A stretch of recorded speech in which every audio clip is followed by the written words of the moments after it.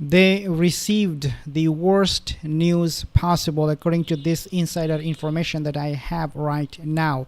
We will be discussing about this particular news of Meghan and Harry that they have been communicated through the palace in a second, but I want to actually talk to you guys about this particular creepy stuff that Meghan did on her birthday. Take a listen.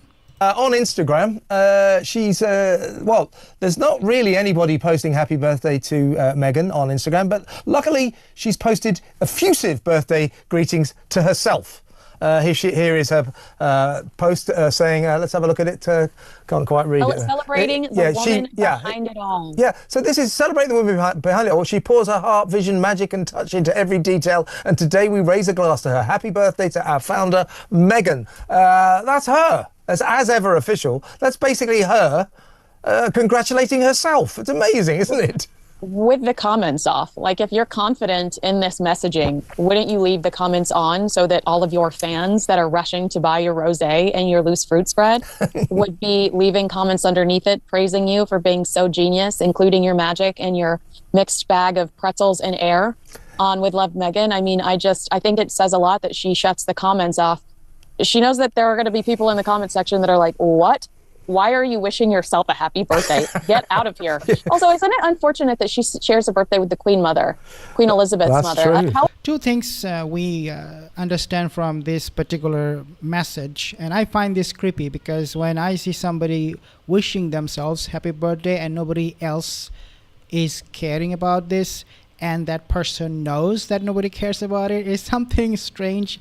And for Meghan Markle being a narcissist, it can be very creepy. I don't know what she does with the surrogate invisible children when it comes to wishing them or encouraging them or inspiring them. I don't know how all of these things work. Maybe she ends up inspiring herself, praising herself, and raising really, two children allegedly that she has with all kind of bad example. Number one is that wishing herself a happy birthday, and number two, as Kinsey Schofield, she said she actually turned off the comment section. If she turned it on and kept it on, then she would have received a lot of good wishes. I mean, who would not want to receive good wishes on their birthday? But for Meghan Markle, this is something she cannot change. And the thing that she cannot change is public view, public perception about her. This is also not hidden from Meghan Markle. She knows that nobody likes her. Why bother turning that comment section on and getting mocked at, insulted by these people who are absolutely mad and furious at her for her deeds? But then it doesn't stop there. The creepiness continues on. Take a listen. Creepy and a bit disturbing. That's how I would characterize Meghan Markle's visual marketing tactic for As Ever at this moment. Because what she's doing, when you really consider the potential implications of some of her pictures, is really quite disturbing, because what she is showing is her just standing on her feet or twiddling her feet, with us unable to see what's going on above that. Now, you might think to yourself, Brittany, what does any of that mean? Well, for those who have experienced tragedy, I do think a certain something comes to mind, and that Meghan and her team can't quite see how this might actually be offensive to some people or potentially be actually triggering to some people, that she and her team don't recognize it, or maybe her team does and they just can't tell her. Shows again how Meghan Markle has no clue what As Ever is. She has no idea how to market or brand this. Well, it is not just she doesn't know how to market her brand or that she has no clue. It's not like that. Number one thing I believe is happening in this picture where you see just her feet is that she believes everybody is just below her. It's in a way of saying that just, look at my feet and that should be enough for you to buy my product, because I consider you guys to be all below me. Because she said in the past, call me Duchess. If you don't address me with my title, then I would not like you. You're not friendly. You're not on my side. Therefore, her ego is so big, she believes that somehow just by showing her feet is going to be enough. And number two is Meghan Markle, obviously, she doesn't have any understanding about how marketing works, how the whole world works. I think she got the idea of showing her feet from her Invictus participation, where she would be exposing her thigh, so much so that people will call her legs to be like the ostrich, so long, so tall compared to her body.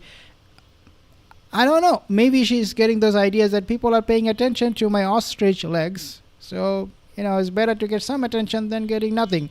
So let's show them my legs. And also, people talk about her fingers, her toes, not fingers, toes.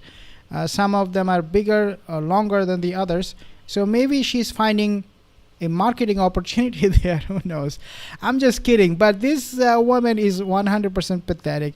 Now, not only that, she doesn't know how to market stuff, she doesn't even know how to deal with staffers and end up bullying them. Take a listen. Duchess difficult? Meghan Markle's staff reportedly stayed silent on her alleged abuse for a poignant reason. We're explaining why they didn't want to be on her bad side in today's Page 6 headlines. Valentine Lowe, the royal correspondent for The Times from 2008 to 2023, recently explained why Markle's former employees waited years to speak out about what they allegedly suffered through while working under her.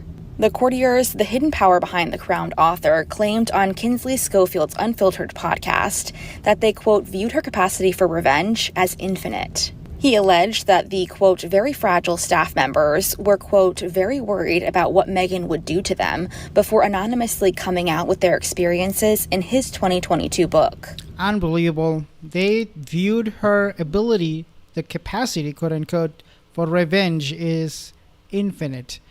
Which I don't know. It may be because of Prince Harry.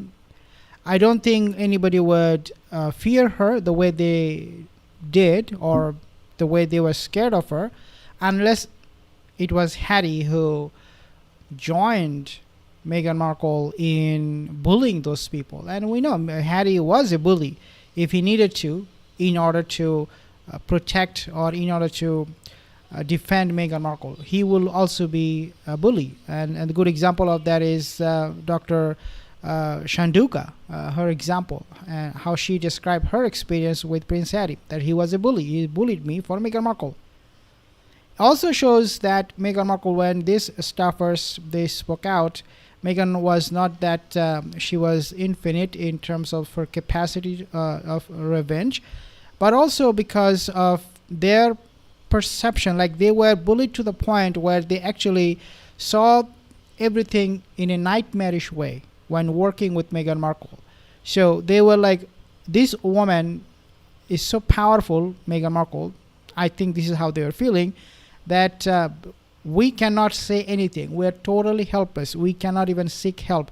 Remember that comment Meghan said, that you could not seek help, like she could not seek help when she was with the monarchy? She was accusing the monarchy of something that she herself did. So every accusation is a confession. When she said people were not taking care of her, it was the other way around. She was not taking care of people. Rather, she was bullying them, and nobody really stood up. Until now, we have these people, staffers, talking about this. Now, the worst news that Meghan Markle and Prince Harry got, that I just mentioned to you in the beginning of this video, was the fact that the palace these days, not only that they don't care about Meghan and Harry, but also they are so indifferent to Harry's demand, Meghan's demand, and their threats, that they have cut off any communication with Prince Harry, any future communication. After the last time they met, as we know, King's staffer, his representative, met with Prince Harry for a secret peace talk, if you don't remember that. But now, the king, according to this report, he is not talking to him. The palace is not communicating with him whatsoever. Developing today, Prince Harry has failed in his bid to meet King Charles in September, as he continues to make a veiled threat against the royal family that he will release another autobiography. You might call this Spare 2.0, or as I've branded it, Spare Us, if the royal family doesn't give in to his demands for reconciliation. Now, of course, we've seen the pressure that the mainstream media is heaping on the king, heaping on Prince William, heaping on Queen Camilla, heaping on Catherine, the Princess of Wales. But I believe they must hold firm. And they are holding firm, especially for Prince William. As I have reported, the peace talk, the secret peace talk, when that was happening, Prince William was absolutely furious, and he was actually looking into this kind of future meeting with the monarchy by Prince Harry. And then when Prince Harry wanted Prince William to help him in some way, shape or form with his Invictus game. Remember, Invictus game, the event, they only have now 4 million in their account. They need more than that. At least they need 10 to 15 to 20 million dollar, but they only have, Harry has only 4 million. And this $4 million is nothing compared to the event and its expenses and the capacity of it. It is this time happening, I believe, in Birmingham in the UK, and in that place to hold such event is gonna cost you a lot of money, and Harry doesn't have it. So he reached out to William in some capacity. Prince William rejected him. He said, thanks but no thanks, that's your thing to do. I'm talking about the Invictus game. And William was like, don't bother getting me involved in your Invictus events, because then you're going to be only distracting people from the main cause, which is to help the veterans.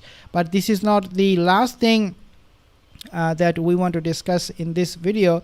We also have another update. Take a listen. What's going on with Prince Harry? Because this decision to go missing in Africa this week, from everything that I am researching about this and speaking to my contacts, makes it appear that this was not coincidental. This was a plan. He needed to escape. And of course, the Mail on Sunday are trying to paint this as like a really positive thing, that Harry just went off grid and he didn't have his phone on. And yes, sure, he didn't speak to Meghan or the kids, but you know, that's fine because he was with his Southern African mom, Tanya T.J. Jenkins. But my belief, P. Dinah, is actually there is something much darker and much deeper going on here. What have you learned? I mean, you don't have to speculate anything. It is so obvious why Harry would go missing. And that is because he's fed up with his life in California. He's fed up with Meghan Markle. He's fed up. I mean, when was the last time you saw him outing with Meghan Markle, having good time outside? I don't even remember these days anymore. But just, I would say, 6 months ago, they used to go out so often just for the publicity of it. But these days, they don't even pretend that they're happy because they know. People know it, therefore there is no need for them to make all of these dramas and PR stunts, because people can see right through it. Lot of comment here. Ginger, Mary, Kathy, Clark, thank you guys. Mary Kohler, Mary Maroney. Leave a comment in the comment section below. I'll see you in the next video. Have a wonderful day.